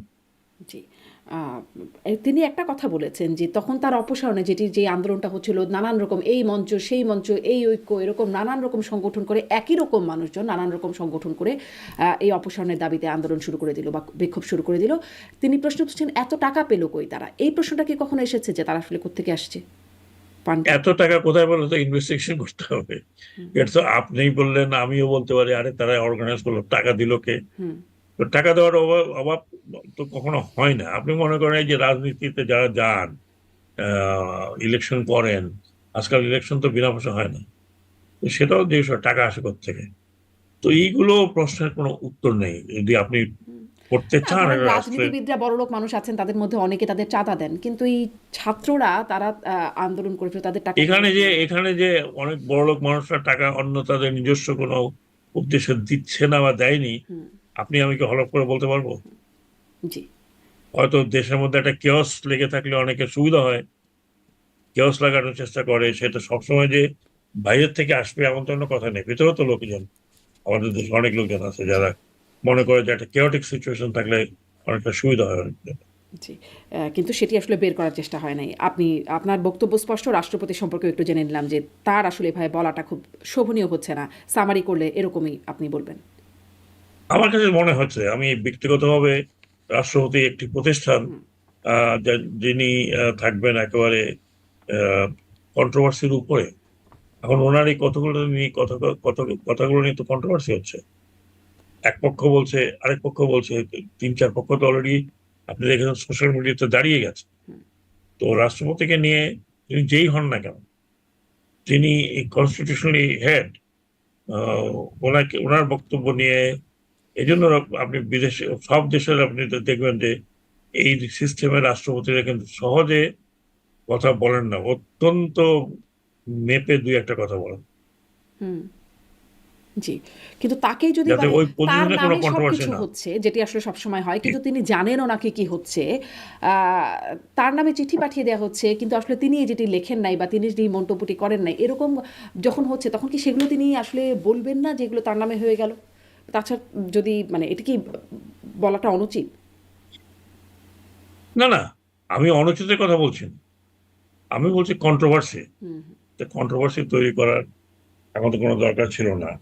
আর ওনাকে নিজেকে ডিফেন্ড করারও দরকার ছিল কিনা আমি জানি না, ওটা উনি বলতে পারবেন। কারণ এটা তো উনি না বললেও অনেকে উপলব্ধি করেছে, অনেকে জেনেছে।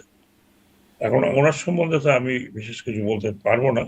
আমি একজন সিটিজেন হিসাবে মনে করি যে রাষ্ট্রপতি যেই থাকুন না কেন, তাকে সভরেন রাষ্ট্র হিসাবে তার প্রতি সে শ্রদ্ধা দেখানো উচিত। একই সাথে রাষ্ট্রপতিরও জানা উচিত যে উনি একটা কথা বললে সেটা নিয়ে অনেক চুলচেরা বিশ্লেষণ হবে, পক্ষে বিপক্ষে। দ্যাটস নট গুড, যেটা বলছি। একদম স্পষ্ট। অনেক ধন্যবাদ। একটু আরেকটা বিষয় একটু ছোট্ট করে শুনি। আপনি ওই যে বলছিলাম আপনার একসাথে আপনি অনেক বিষয়ে এক্সপার্ট, অনেক বিষয়ে আপনার জ্ঞান এবং কাজের জায়গা। সাবেক সেনা কর্মকর্তা, এই সরকারের বর্তমান অন্তর্বর্তী সরকারের উপদেষ্টার সময় আপনি দেখেছেন যে আসলে বিডিআর বিদ্রোহের যে তদন্ত সেটি আওয়ামী লীগের সময় হয়েছিল, আবার সেটি এই অন্তর্বর্তী সরকারের সময়ও হলো। সেখানে এখন শেখ হাসিনাকেও আসামি করা হয়েছে এবং সাবেক মন্ত্রী বা আওয়ামী লীগের নেতাদেরকে বিভিন্ন জনকে আসামি করা হচ্ছে। আমি আসলে এই প্রশ্নটি করতে চাই যে আপনি কি মনে করেন, আগেও একটা তদন্ত হলো, আবার আপনাদের লেফটেন্যান্ট জেনারেল জাহাঙ্গীর যিনি স্বরাষ্ট্র উপদেষ্টার দায়িত্ব ছিলেন তারও নেতৃত্বে একটা তদন্ত হয়েছিল যেটিও প্রকাশিত হয় নাই। আসলে কোনটি বিশ্বাসযোগ্য কোনটি নয়? এইবারের যে তদন্তটা হয়েছিল সেটা তো এখনো প্রকাশিত হয়নি। গতবারে যেগুলো হয়েছিল সেগুলো বিশ্বাসযোগ্য ছিল না, কারণ অনেকগুলো সাইন অ্যান্ড সিমটম। আমি নিজে এই বাহিনীতে চাকরি করেছি প্রায় 3 বছর, এবং মোটামুটি একটা উচ্চ পজিশনে ছিলাম। আমি তখন সেক্টর কমান্ডার। আমি এই বাহিনীকে খুব ভালো করে জানতাম, এবং আমি এদের অতীত জানি, ইতিহাস জানি, এবং এরা অত্যন্ত দক্ষ, কার্যক্ষম একটা ডিসিপ্লিন ফোর্স, অত্যন্ত ডিসিপ্লিন ফোর্স। আমি তখন ইলেকশন কমিশনে যখন এই ঘটনাটা ঘটে, আমি নিজে কিন্তু সারপ্রাইজ হয়ে গেছিলাম যে এই ধরনের ঘটনা এই ফোর্সে হতে পারে। এটা কেউ ঘূর্ণাক্ষরও চিন্তা করেন, নানাবিধ কথাবার্তা উঠে, অনেক কিছু নিয়ে গ্রিভান্সেস থাকে, যেটা ওই গ্রিভান্সেস শোনার জন্যই যে সিস্টেম অফ দরবার, যেখানে সবাই কথা বলতে পারে, সেখানে নোট নেওয়া হয়। কিন্তু প্যাটার্নটা আমি যদি কিছু কিছু কিছু নিরাপত্তা সম্বন্ধে যদি পড়ি বা জানি, ওয়ার্ল্ড পলিটিক্স, জিও পলিটিক্স সম্বন্ধে জানি, জিও স্ট্র্যাটেজি সম্বন্ধে কিছুটা জানি, এক্সপার্ট বলবো না কিন্তু আমি জানি কিছু। তাতে কিন্তু আমার কাছে মনে হয়েছিল যে হোল থিং ইজ অর্কেস্ট্রেটেড। এটা স্বতঃস্ফূর্ত কোনো বিষয় ছিল না। অর্কেস্ট্রেটেড বাই ঠিক হোম? এনিবডি, ভিতর থেকে হতে পারে, বাইরের থেকে হতে পারে। সেটাই তো ইনভেস্টিগেশন তো অ্যাকচুয়ালি তাই, যে এটা কি ভেতর থেকে হয়েছে না বাইরের থেকে হয়েছে, না কেউ অর্কেস্ট্রেট করেছে। কিন্তু হোল থিং ওয়াজ অর্কেস্ট্রেটেড, এতে কোনো সন্দেহ নেই। আমি কয়েকটা জায়গায় কথা বলি, কয়েকজন অফিসারকে তারা খুঁজছিল, চিনতো না, যেটা শুনেছি আমি জানি না ইনকোয়ারিতে সেগুলো আসবে কিনা। যেমন কর্নেল গুলজার অত্যন্ত মেধাবী একজন অফিসার, যিনি র্যাবে ছিলেন, এবং র্যাবে যে কার্যকরী ব্যবস্থা তারা নিয়েছিল, কর্নেল গুলজার র্যাব ইন্টেলিজেন্স, এবং অত্যন্ত নাম করেছিল ভদ্রলোক, যে তার তাকে খুঁজে খুঁজে বের করে তাকে হত্যা করা হয়েছে। যারা খুঁজছিল তারা কারা? কারণ সে যদি ওই ফোর্সে থাকে, ফোর্সের লোকজন তাকে চিনবে, কিন্তু তারা কারা, যে কি, কোথায় সে, কে সে? এগুলো অনেকগুলো আমরা বাইরে থেকে যেগুলো শুনেছি, পত্রিকা দেখেছি, সেটা নিয়ে যদি আমি বিশ্লেষণ করি, তাহলে আমার মনে হয় যে it is orchestrated, it had to be orchestrated, it is orchestrated. এবং যে অ্যাকশনগুলো নেওয়া হয়েছে, দ্যাটস নট দি অ্যাকশন একটা ট্রেন সেনাবাহিনী উড টেক।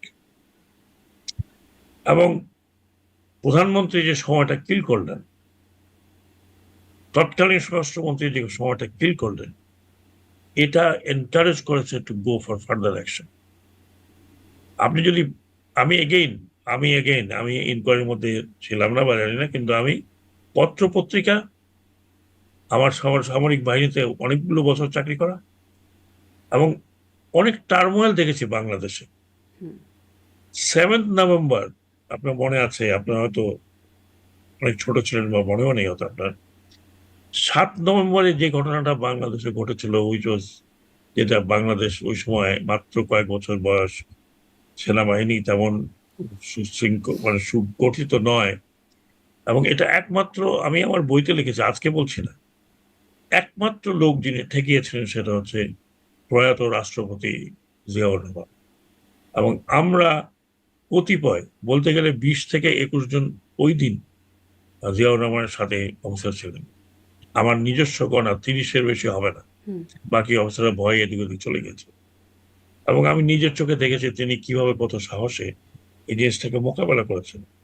এবং এটা দ্যাট ওয়াজ অর্কেস্ট্রেটেড উইদিন, ভিতরের থেকেই বোঝা গিয়েছিল। এবং পরবর্তী পর্যায়ে আপনি জানেন যে তাহেরের বা জেএসডির ওই সময়কার যে সম্পৃক্ততা, কাজেই বি তৎকালীন বিডিআর, যেটা সেনাবাহিনীও নয়, একটি ফোর্স, ছোট ফোর্স, এবং তাদের কাজও কিন্তু অন্যরকম। সেই জায়গায় অফিসারদেরকে ধরে ধরে মারা, ইট ওয়াজ ডেফিনেটলি অর্কেস্ট্রেটেড। 7 নভেম্বরে ঘটেছে, সেগুলো অনেকগুলো কারণ ছিল, কারণ দেখিয়ে দেখে তারা এগুলো করেছে। বাট এইটা অর্কেস্ট্রেশন টোটাল, কারণ আপনি বলছেন আপনি 7 টপ টু নভেম্বরে বটম। সেই ঘটনা যিনি নিয়ন্ত্রণ করলেন সেটি মানে জিয়াউর রহমান সেই সময় সাহসী তিনি ছিলেন। এই যে বিডিআর বিদ্রোহের ঘটনায় সাহসী কোনো সেনা কর্মকর্তা ছিল না যিনি এরকম ভূমিকা রাখতে পারতেন?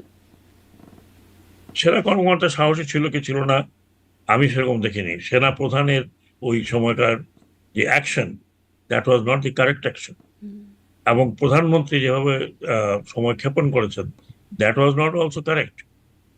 আপনার মনে আছে, আমি একটা কম্পারিজন দেই, যখন প্রেসিডেন্ট জিয়া নিহত হলেন চিটাগংয়ে এক ধরনের আপরাইজিং এর মধ্যে, তখন যে অ্যাকশন গুলো নেওয়া হয়েছিল চিন্তা করে দেখেন। আলটিমেটাম দেওয়া হয়েছিল যে তোমরা যদি সারেন্ডার না করো তাহলে এই হবে। কিন্তু এইখানে কোনো আলটিমেটাম দেওয়া হলো না, কিছুই দেওয়া হলো না। সেনাপ্রধান বলছেন, ওই তৎকালীন সেনাপ্রধান বলছেন, উনি গিয়েছেন, ওনাকে বসিয়ে রাখা হয়েছে, ওনাকে বসিয়ে প্রধানমন্ত্রী কনফারেন্স করছিলেন, স্বরাষ্ট্রমন্ত্রী ওখানে বসিয়ে রেখেছেন। এটাকে কি বলবো? প্রধানমন্ত্রী তিনি ছিলেন আপনার ডিফেন্স মিনিস্টার, স্বরাষ্ট্রমন্ত্রী ছিলেন বিডিআর এর, তার নিচে থাকার কথা। একটা ঘটনা ঘটছে, general was killed, DG BDR was killed along with others. টেলিভিশনে দেখাচ্ছে ডাইরেক্ট তাদের কি দাবি দাওয়া ইত্যাদি ইত্যাদি, আপনিও দেখেছেন, আমরাও দেখেছি। তারপরে একজন প্রধানমন্ত্রী, তিনি বিচলিত হবেন না? তিনি কি সাথে সাথে সেনাপ্রধানকে যাওয়ার প্রয়োজন ছিল? তিনি তো ফোন করে সেনাপ্রধানকে বলতেন যে অ্যাকশন নাও, টেক অ্যাকশন। সেনাপ্রধান, আমি মনে করি যে তারও কি প্রধানমন্ত্রীর কাছে গিয়ে বসে থাকা উচিত ছিল না? তার উচিত ছিল অ্যাকশন নেওয়ার অর্ডার করে তারপরে তিনি প্রধানমন্ত্রীকে জানাবেন। কারণ ওখানে অফিসার, যেটা বললাম, BDR general was killed, that was good enough আপনার সেনা প্রধানের জন্য। কারণ তারা সেনা প্রধানের নিচের অফিসার, আন্ডার কমান্ড, বিডিআর এ থাকুক বা যেখানে থাকুক, সেনা প্রধানের দায়িত্ব হচ্ছে তার অফিসার এবং জওয়ানদের, শুধু অফিসার না, প্রত্যেকটি ইন্ডিভিজুয়ালের প্রোটেকশন দেওয়া। সেটা করতে গেলে যদি তাকে অন্য ধরনের পদক্ষেপ নিতে হয়, তাও তিনি করতে পারেন। That's very logical, very very logical. তো এর পেছনে এবং আপনি কি সেটার জন্য উদ্দেশ্য যদি, দেখেন? আসলে নানা রকম উদ্দেশ্যের কথা বলা হচ্ছে, আগে পরে বিভিন্ন কিছু বলা হয়েছে, উদ্দেশ্যটা আপনি কি দেখেন? এটা এক ধরনের যদি বলি সাম কাইন্ড অফ রিভেঞ্জ, অথবা এই কিসের ফোর্সের রিভেঞ্জ? দক্ষতা কমানো, বলে পলিটিক্যাল। আমি তো পলিটিক্যাল রিভেঞ্জ কিনা আমি বলতে পারবো না, কিন্তু এই ফোর্সকে আন্ডারমাইন করার একটা প্রচেষ্টা ডেফিনেটলি। কারণ আমি তো এই যে ফোর্সে চাকরি করেছি, দে ভেরি স্পিরিটেড পিপল। এবং যত কিছুই হোক, যত কিছুই হোক, কারণ ওই সময় অনেক গুঞ্জন উঠেছে এই দাবি, ওই দাবি, সেই দাবি, যত কিছুই হোক, এই ফোর্সের ইতিহাস অত্যন্ত লম্বা। সবচেয়ে প্রাচীন ফোর্স যদি বাংলাদেশে থাকে, এটা হচ্ছে এখনকার বিজিবি বলেন, তখনকার বিডিআর বলেন, এটা এটা অনেক পুরনো। এবং এটা তারা অত্যন্ত প্রাউড দেয়ার হিস্ট্রি এবং দেয়ার ওয়ার্ক। বর্ডারে তারা যে ধরনের অ্যাকশন গুলো নেয়, আমি ব্যক্তিগতভাবে যেহেতু চাকরি করেছি ওদের সাথে বর্ডারে ছিলাম, আমি দেখেছি দে আর ভেরি স্পিরিটেড পিপল। তাহলে হঠাৎ করে এই কারণে তারা জীবনের এই ফোর্সের ইতিহাসে নেই যে তারা কখনো কোনো অফিসার বা তার ঊর্ধ্বতন কর্তৃপক্ষের নির্দেশ মানেনি বা তার গায়ে হাত তুলেছে, তাহলে এটা হঠাৎ করে কেউ বলো? একটা প্রত্যেকটা ফোর্সের মোটিভেশন থাকে, একটা কিন্তু লেগেসি থাকে, শেখ হাসিনা যখন একটা পরবর্তীতে ইতিহাস থাকে, হ্যাঁ একটা ইতিহাস থাকে। এবং সেই ইতিহাস কিন্তু আমরা সৈনিকরা কিন্তু খুব প্রাউডলি প্রোটেক্ট করি সেই ইতিহাস। আমার ইউনিটের ইতিহাস, দ্বিতীয় বিশ্বযুদ্ধে যুদ্ধ করেছে যে সমস্ত ব্যাটালিয়ন, পরে ইংরেজদের সাথে ছিল, পরে স্বাধীন পাকিস্তান ইন্ডিয়াতে ভাগ হয়েছে, আপনি দেখেন দে ভেরি প্রাউড। তারা ওই ট্রেডিশন গুলো তারা মেনটেন করে। সেই ট্রেডিশন অনেকে বলে ব্রিটিশ টাইমের বা হোক, যেই টাইমের হোক, কাজে এই ফোর্সের একটা ট্রেডিশন আছে। সেই ট্রেডিশনটা কিন্তু আমি কখনোই চিন্তা করিনি যে এই ধরনের একটা ঘটনা ঘটবে, এবং এই ধরনের ঘটনা কিভাবে ঘটেছিল এটার আম, আমার মনে হয় পুঙ্খানুপুঙ্খরূপে যে ইনভেস্টিগেশন গুলো হয়েছে সেগুলো পাবলিক করা উচিত। এবং একটা পাবলিক ডোমেইনে চলে আসলে তখন বোঝা যাবে। আপনি যে প্রশ্নটা আমাকে করেছেন, তখন হয়তো সঠিকভাবে এই প্রশ্ন উত্তর দিতে পারবেন। জি, এতগুলো তদন্ত ইতোমধ্যে হয়ে গেছে যে আসলে কোনটা সত্য কোনটা সেটা বের করার জন্য মনে হয় আবার আরেকটা তদন্তের দরকার। কিন্তু ওই যে মানে আমি বলছিলাম যে আপনি বললেন না রাজনৈতিক অনেক মানে ইন্টারফেয়ারেন্স থাকে প্রমোশন বদলি ইত্যাদি ক্ষেত্রে, সেই বিষয়টা একটু কথা হচ্ছিল। যখন আমরা এই বিডিআর হত্যাকাণ্ডটা ঘটছিল তখন ডিজি শাকিল তিনি তৎকালীন প্রধানমন্ত্রীর সাথে ফোনে কথা বলছিলেন। বোঝা যাচ্ছিল যে, এবং শেখ হাসিনাও পরে দাবি করেছেন যে এরা আওয়ামী লীগ পরিবারের সন্তান, দেখা যাচ্ছিল তিনি আসলে যেহেতু প্রধানমন্ত্রী তৎকালীন তাকে স্যার সম্বোধন না করে আপা বলছেন, যেটি আসলে দলীয় লোকজন বলেন। তো এরকম দলের এত অনুগত মানুষজন তারা কেন হত্যাকাণ্ডের শিকার হলেন? মানে না, এটা তো আমি শোনেন, এটা আপনি আমাকে জিজ্ঞেস করছেন, আমি উত্তর দিতে পারবো না কেন হলেন। এই কেন বের করার জন্য তো ইনভেস্টিগেশনটা কয়েকটা ইনভেস্টিগেশন হয়েছে। আমি মনে করি সবগুলো ইনভেস্টিগেশন দেখা উচিত, এবং এই যে লাস্টে যে ইনভেস্টিগেশন হয়েছে জি সেটাও জনগণকে জানানো উচিত। তাহলে আমরা বুঝতে পারবো যে কেন। এই কেনর উত্তরটাই হচ্ছে ইনভেস্টিগেশন। G Y. জি, এই অনেক কেন জমে যায় কিন্তু কেনর উত্তরগুলো আসলে শেষ পর্যন্ত কিছুটা আসে কিছুটা বাকিটা আসে না। কতটুকু জানি সেই বিষয়ে আমরা স্পষ্ট।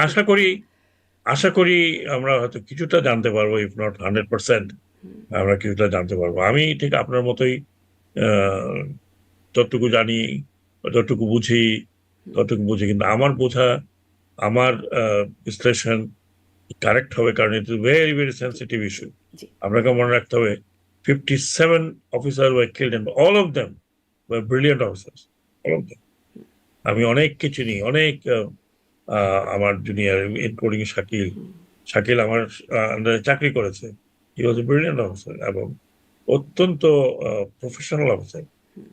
কাজেই তার সাথে বাকি যারা নাম কয়েকজনের বললাম, এগুলো অল প্রফেশনাল অফিসার। জি, সেই এটা সবশেষ আহ, একটা তদন্ত। সেনাবাহিনী, বাংলাদেশের মতো ছোট একটা সেনাবাহিনীর 57 জন অফিসারকে যদি এভাবে মার্ডার করা হয়, তাহলে তো এটা it affects even the moral of the whole system in the country. নিঃসন্দেহে সেই কমিশনের প্রতিবেদনটি পাবলিক হয়েছে শেষ পর্যন্ত, মানে সেখানেও সত্যটা কতটা আসে দেখার মতো নিশ্চয়ই থাকবে, বা সত্য অনুযায়ী ব্যবস্থা কতটা হয় সেটাও দেখার জায়গা থাকবে।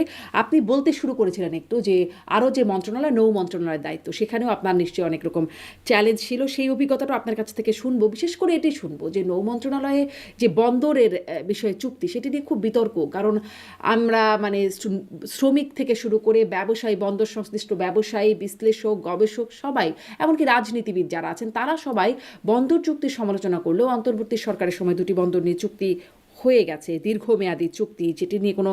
না, বন্দর নিয়ে কোনো চুক্তি হয় না, আই এম সরি। আচ্ছা, লালদিয়া আর এটা ভুল পানগাঁও নিয়ে। ধারণা। Laldia is not a port. Laldia এগুলো অনেক আগের থেকে তৈরি করা ছিল পাবলিক প্রাইভেট পার্টনারশিপের জন্য। লালদিয়া অ্যাবসলিউটলি ব্যারেন ল্যান্ড, এটাকে এক্সটেনশন বলতে পারেন আপনি। এটা এক্সটেনশন, এবং এটা পোর্ট নয়, এটা ভুল করেন। আচ্ছা আচ্ছা। এটা পোর্ট নয়, এটা পোর্ট অথরিটির নিচে একটা একটা একটা ফেলো ল্যান্ড যেটাকে ডেভেলপ করে এখানে কন্টেইনার টার্মিনাল করার কথা, যেটার নাম রাখা হয়েছে বে টার্মিনাল। হুম। কারণ চিটাগং পোর্ট এত কনজেস্টেড হয়ে গেছে এখন, এত কনজেস্টেড হয়ে গেছে যে এখানে জাহাজ সময় মতো আসতেও পারে না, ভিড়তেও পারে না, ছাড়তেও পারে না। যে জন্য চিটাগং পোর্টের অ্যাবিলিটি, চট্টগ্রাম পোর্ট এখন আপনি ওয়ার্ল্ড ব্যাংকের একটা সমীক্ষাতে দেখবেন 3047-এর মধ্যে 347-এর মধ্যে আমাদের র্যাঙ্কিং হচ্ছে 307 নম্বর, হুম। যেখানে ভিয়েতনামের পোর্ট 10 নম্বরে, যেখানে ক্যাম্বোডিয়ার পোর্ট আমাদের উপরে, যেখানে পার্শ্ববর্তী দেশের কথা বাদ দিতে অন্যান্য পোর্ট 307। তার মানে কি আমাদের পোর্টটা ইনএফিসিয়েন্ট। এবং গত 15 বছর 17 বছর এই পোর্টে যেই ধরনের মাফিয়া চক্র তৈরি হয়েছিল, চাঁদাবাজি ইত্যাদি, এখন তো মুখে মুখে এগুলো অনেকটা বুঝে অনেকটা না বুঝে। এই যে আমি মনে করি শ্রমিকরা যে বললেন যে তারা চাকরি হারাবেন ইত্যাদি করবেন ইত্যাদি করবেন, পৃথিবীর বহু দেশে না, অ্যাডভান্স কান্ট্রিগুলোতে পোর্ট পোর্টের একাংশ, নট পোর্টের একাংশ শুধুমাত্র অপারেশনের জন্য দেওয়া হয়, পোর্ট দিয়ে দেওয়ার বিষয় না। এটা বাংলাদেশে আজকে না, এটা অনেক আগের প্রকল্প ছিল।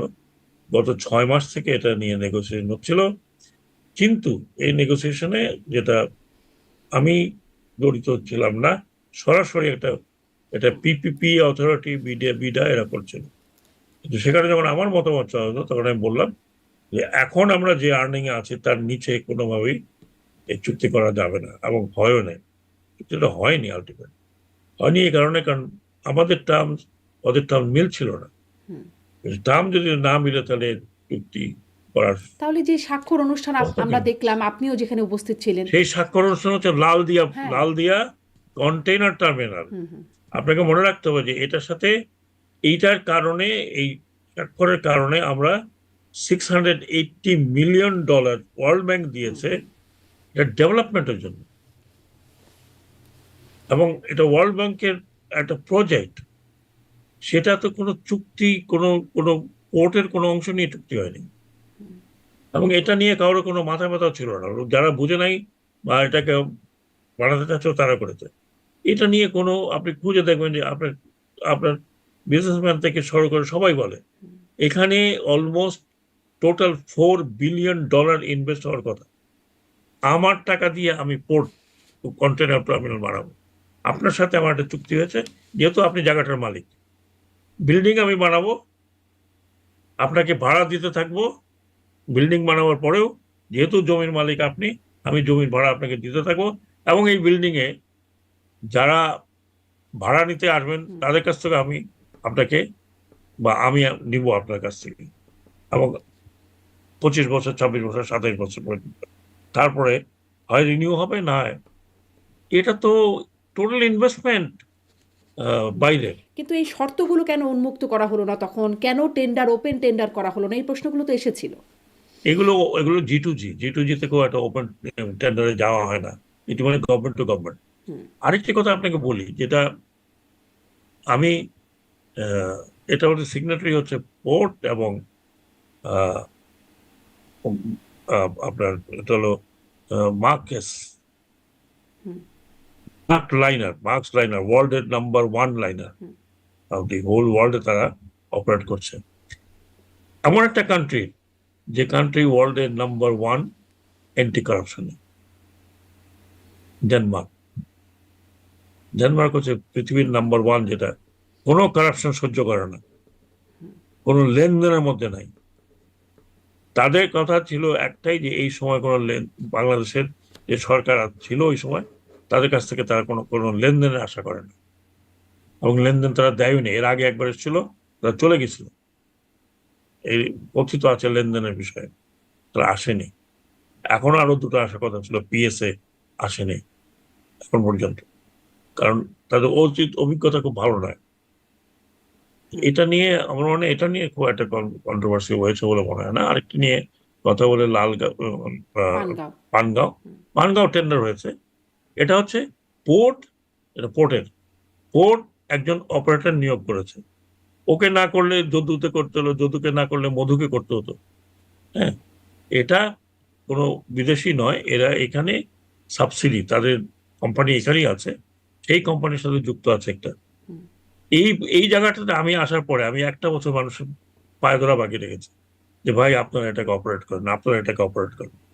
এটা 137 কোটি টাকাতে তৈরি হয়েছে 2019 সালে বোধহয়, ঠিক আমার মনে নেই। প্রতি বছর 37 থেকে 40 কোটি টাকা লস দিতে হয়েছে এভরি ইয়ার। মানে কাজ হয় না, পড়ে আছে, পরিত্যক্ত। কত করে বললাম, একবার বলে ট্যারিফের কমালাম, আবার বলে কাস্টমকে সরালাম, কাস্টমকে ইউজ করালাম। দে আর নট ইন্টারেস্টেড। একটা জিনিস ইনভেস্ট করে পড়ে, তারা যদি রিভার রুটকে আমার আমার ইচ্ছা ছিল সম্পূর্ণ রিভার রুটকে আরো সচল করার, যাতে এই রাস্তা দিয়ে এই কন্টেনার উত্তরবঙ্গে যাচ্ছে, চিটাগাং থেকে স্টার্ট করলো একদিন, উত্তরবঙ্গে গিয়ে বলতো 15 দিন, মাঝখানে অ্যাক্সিডেন্ট হতে পারে, কনজেশন, রাস্তা চলাফেরা করা যায় না। আমাদের নদী আছে, আমরা নদীগুলোকে ইউজ করি নাই। সেটা একটা প্ল্যান ছিল যে নদীগুলোকে রিভাইভ করে নতুন, এবং এই সিস্টেমে এখানে পোর্ট, চিটাগাং থেকে এখানে আসবে, এখান থেকে নর্থ বেঙ্গলে যাবে, এখান থেকে বরিশাল যাবে, বরিশাল থেকে খুলনা যাবে, বিস্তৃত একটা পরিকল্পনার মতো ছিল। হুম। এগুলো মানে অনেক সময় মানুষ বুঝে না বুঝে, অথবা বিরোধিতার জন্য বিরোধিতা করে। কিন্তু মানুষ বুঝে না আর বুঝে বরং এই জায়গাতে আপনি যে দেখবেন, কিন্তু এই যে যে ওয়ার্কাররা ছিল তারা বসে থাকতো গো, তাদের ওটা হচ্ছে ডেইলি বেসিস। যদি কাজ হয় আপনি পয়সা পাবেন, কাজ না হলে পয়সা পাবেন। এটা কোনো, বসেছিল আমাকে কান্নাকাটি স্যার কিছু করেন। এটা যখন দেওয়া হলো, তারা ওখানকার ওয়ার্কার অ্যাসোসিয়েশন বললো স্যার আপনাকে, আপনাদেরকে অনেক ধন্যবাদ, আপনারা আমাদেরকে বাঁচিয়েছেন। রেকর্ডেড কথা বলতো। তো কিন্তু এই যে সবকিছু যা সম্প্রতি শুনে, মানে দায়িত্ব ছাড়ার মোটামুটি সপ্তাহ দুয়েক হয়তো আগে এই ঘটনা, আপনিও চট্টগ্রামে গেলেন, তখনও শ্রমিকদের সাথে একটা বৈঠকের কথাও দিলেন আপনি, 12টার সময় বৈঠকের জন্য ডাকলেন, আমরা যে ভিডিওটা দেখলাম, পরে বৈঠক না করে চলে আসলেন, সেটি কেন করলেন? না না, কে বলে বৈঠক না করে চলে? ইউ গণমাধ্যমে ডোন্ট হ্যাভ দি, কে সেইটাই বললো দেখলাম আপনাকে? যে বৈঠক না করে। আমি 4টা বৈঠক করেছি, বন্দর কর্তৃপক্ষের সাথে করেছি। এই যারা শ্রমিক নেতারা যারা ওখানে, হুম। আমি নিজে নেমে তাদের সাথে কথা বলেছি। সেটা তারা দেখলাম। বলছে আমার সাথে এক্সক্লুসিভ কথা বলবে, হুম। তাদের সাথে আমি এক্সক্লুসিভ কথা বলেছি। আহ বর্তমান সরকার সমর্থিত তারা ছিল, তাদের সাথে কথা বলেছি। জামাত ইসলামের গ্রুপ ছিল, তাদের সাথে কথা বলেছি। চট্টগ্রামের ব্যবসায়ীদের সাথে কথা বলেছি। তো বৈঠক না করে চলে গেলেন, এটা হুম। Not me. পরে দেখলাম আই শ্রমিকরাও এম নট বিক্ষোভ এ পার্সন। করছেন, শ্রমিকরাও বিক্ষোভ জি, করছেন যে কোনো বৈঠক না করেই আপনি চলে আসছেন, সেই না, বিক্ষোভের শ্রমিকরা খবরটাও ভুল বলেছে। যে গণমাধ্যমে। শ্রমিক নেতারা আমার সাথে বসেছে, 14 জনের, প্রথম ছিল 2 জন, সেখান থেকে 14 জন আসতাম। আমার 2 থেকে 3 ঘন্টা আমি তাদের যা অভিযোগ ছিল সব বলতে বলেছে, শুনেছি। আমাকে এটা আপনি বলতে আচ্ছা। পারবেন না যে বৈঠক করে। আমি আমি নিজে গাড়ি থেকে নেমেছি, ওদের সাথে বসে দাঁড়িয়েছি, কথা বলেছি। ওরা আমাকে অনেক রকম স্লোগান দিয়েছে, ফাইন, অ্যাবসলিউটলি ওকে, আমরা কথা বলবো। বললো ঠিক আছে, আপনার সাথে আমরা কথা বলবো, আর কারোর সাথে কথা বলবো না। তো আপনাকে যে নিউজটা দিয়েছে, ইটস টোটালি রং, মূলধারার গণমাধ্যমে এসেছে, অ্যাবসলিউটলি তারা রং। যে পরে বিক্ষোভ করছে জি, সেটি আসছে, হয়তো সবাই না দেখা করতে পারেন বিক্ষোভটা, নাই, সেই জন্য হয়তো না বলছেন। সবাই, হুম। সবাই তো দেখা করতেও চায়নি। জি। তারা প্রথমে বললো 2 জন, তারপর 2 জন থেকে তারা হলো 14 জন। তাদের বললো আমরা পোর্ট অফিসে কথা বলবো, পোর্ট অফিসেই কথা বলেছে আচ্ছা, এই যে ভুল 2 বোঝাবুঝি পার্টি। বলছেন, আপনি বলছিলেন যে বন্দর মানে এই চুক্তি নিয়ে অনেক ভুল বোঝাবুঝি আছে, বা আমরা ডক্টর মোহাম্মদ ইউনূসকেও, এমনকি জুলাই সনদ স্বাক্ষরের যে অনুষ্ঠান বা জুলাই ঘোষণাপত্র, সেইখানেও উনি বন্দর নিয়ে কথা বলেছেন, বন্দরের ব্যাপারে খুব আগ্রহ দেখা গেছে বন্দর চুক্তি করার ব্যাপারে। কিন্তু এই এটা তো মনে নাই। একটা বিষয় ছিল কি, আজকে চিটাগং পোর্ট 307-এ আছে, হুম। আরো নিচে ছিল। এটা যখন আমরা টেম্পোরারি নেভি, নেভি ঠিক না, ডকইয়ার্ডকে দেওয়া হলো পরিচালনার জন্য, তখন এটা একটু লিফট হয়েছে। তার মানে যে সঠিকভাবে পরিচালনা করলে লিফট হতে পারে, আপনাকে আন্তর্জাতিক অঙ্গনে পোর্ট কানেক্টেড করতে হবে। আজকে না দেন, কালকে না দেন, পরশু না দেন, এই সরকার সময় দেখবেন যে তারাও রিয়েলাইজ করছে যে একমাত্র আপনার প্রাইম পোর্ট চিটাগং, মাতারবাড়ি হতে আরো সময় লাগবে, অন্যান্য পোর্ট চিটাগং সমকক্ষ না। এটাকে এফিসিয়েন্ট করা দরকার আছে, মডার্নাইজেশন করা দরকার আছে, ওয়ার্ল্ডের সাথে লিঙ্ক করা দরকার আছে। আমাদের চিটাগং পোর্ট থেকে কিন্তু সরাসরি যায় না কোথাও। এটা হয় শ্রীলঙ্কাতে, না হয় আপনার সিঙ্গাপুরে এটাকে ওখানে আবার রিশেপিং করা। হ্যাঁ, তো সেই জায়গায় আপনি সরাসরি নিতে গেলে আপনাকে ওই ধরনের বেশি এফিসিয়েন্সি লাগবে, ওই ধরনের মডারেশন লাগবে, ওই ধরনের লজিস্টিক্যাল ব্যবস্থাপনা করা লাগবে। তো সেটা যদি আজকে আমি বা আমরা করতে যাই, সেখানে আমি তো, যদি এতই খারাপ হতো তাহলে ভারতে কিন্তু এই কোম্পানি পাঁচটা পাঁচটা পোর্ট অপারেট করছে ইন্ডিয়াতে, five of the ports. Karachi পোর্টও দিয়ে দেওয়ার কথা আছে। জি, কিন্তু তো এই যে এগুলো এটা যে এতই খারাপ না, এটা যে ভালো, আসলে এই বিষয়গুলো সিদ্ধান্ত নেবার জন্য কি একটা নির্বাচিত সরকারের জন্য অপেক্ষা করা দরকার ছিল না? কারণ ওই যেটি বলছিলাম, শ্রমিক, ব্যবসায়ী, বিশ্লেষক, রাজনীতিবিদ, এমনকি বর্তমান এটা প্রধানমন্ত্রী তো তারেক হয়নি, রহমান। এটা তো হয়নি কাজে এটা নিয়ে আর, হ্যাঁ, এটা যখন হয়নি এটা নিয়ে আর তো কোনো কথা বলা